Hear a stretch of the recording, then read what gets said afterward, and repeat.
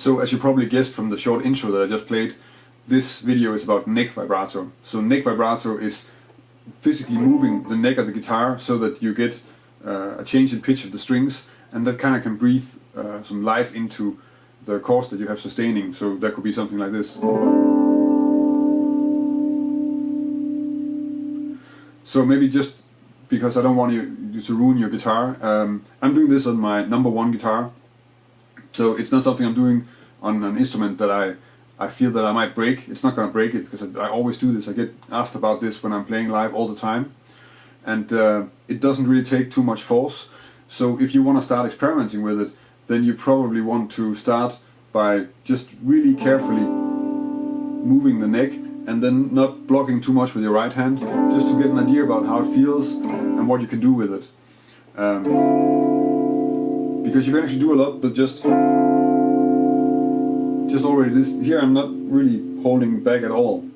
And you don't want to have like feeling like I'm pushing or using any kind of power, because I'm fairly sure that if I used power, I could snap the neck of my guitar, or at least mess it up in some other way. And that's of course not what we're aiming to do. We're aiming to just use this kind of vibrato as an expressive tool. So I'm of course not the one who came up with this. This is something that I took from people like, especially Bill Frisell and Scofield does this a lot, and Ted Greene does it as well. And it's a very nice way for, especially for us jazz guitarists who don't have a whammy bar and we use heavy strings, so we can't do this so easily. And in that respect, it's a very useful tool for us to just add some extra color and some extra expressiveness to our long sustained chords. But it actually does work in all genres, and I think you will find that it's also found in other genres quite often. Of course, because if I play like... And what we have is that I think it works, for me it works better on this part of the neck, because if the neck is a bit longer, then pulling it's less rigid. Here, because this is a set neck guitar, it gets more rigid the closer I get to the body. So up to the middle of the neck it's a little bit more affected, but it doesn't mean that you still have some effect going on here, but it's stronger here, and you can hear the difference. If I play it without the vibrato for this A minor chord, that sounds like this, and if I do it with, and you can also hear that I can actually pull so much that see, I'm not really going to do that, but you can actually pull so much that the strings start to fret out, because a guitar is a piece of wood, it's alive and it can move and it has some flexibility. But I think in general you want to keep it really subtle. It's a good subtle effect, and that's kind of how it works. So if you want to experiment with this, since it's easiest to get to work in the lower part of the neck here, then you probably want to start with like some chords that are using maybe open strings, or at least down here somewhere. Maybe this A minor with some open strings might be a good. And then if I do this, just to demonstrate that actually how little force is being used, if I already do this, mostly my guitar is gonna move, but the pitch will move as well. You can hear there's a little bit happening, and already if I do this,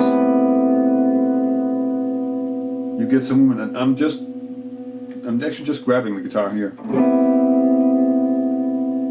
So there's very little movement going on, and that's the kind of feeling you want to have when you do this as well. So again, don't lock here, really. Like you apply maybe some force, but it's mostly just to keep the guitar in your lap. Another thing that you might want to think about is, I'm not sure how this works. For me, I have my guitar, as you can probably tell, pretty high when I'm standing, so this works exactly the same when I'm standing.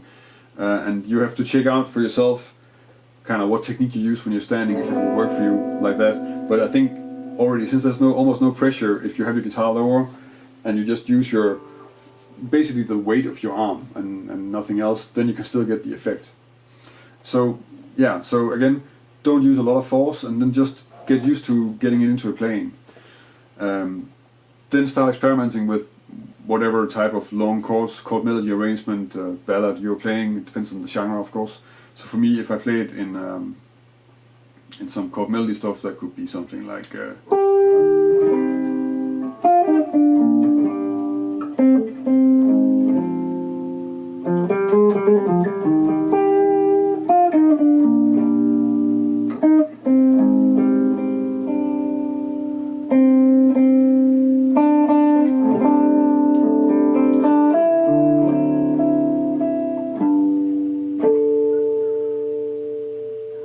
So as you can tell, this works really well for harmonics as well. So if you have a chord voicing like,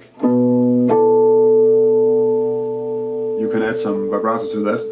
I'm using it for jazz because that's what I play, but it is actually not that genre dependent. So it will work on in other genres as well. So if you're playing more open chords or whatever, then it works there as well, and that's just as effective, I think. It's a nice thing to have with a bit of reverb and some delay, and then you can actually get a lot of chorusing. And it's something that you can sort of add at any point that you want to have it in the music. Well, not at any point, but you can add it on the sustain chords if you want it there, and you can leave it out in other places if you want to.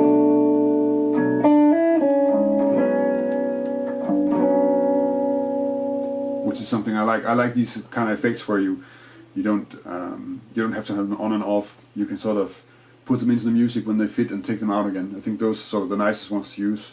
If you like this video, then please like it here on YouTube and share it with your friends.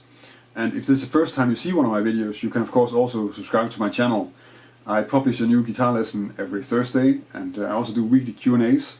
And I've been doing this for quite some time, so there's a lot of videos on different topics, mostly related to jazz guitar and learning stuff about chords, arpeggios and harmony. So this lesson is actually a little bit different than what I normally do. And if you have an idea for a topic or a question or something that I can make a video on, then leave a comment on the video or connect with me on social media. I'm on Facebook, Instagram, Twitter and Snapchat, and let me know there. It's nice to get these ideas for stuff I can do videos on or get some feedback. And also if you have a question, then that's also a way to reach me. So that's about it. Thank you for watching, and until next time.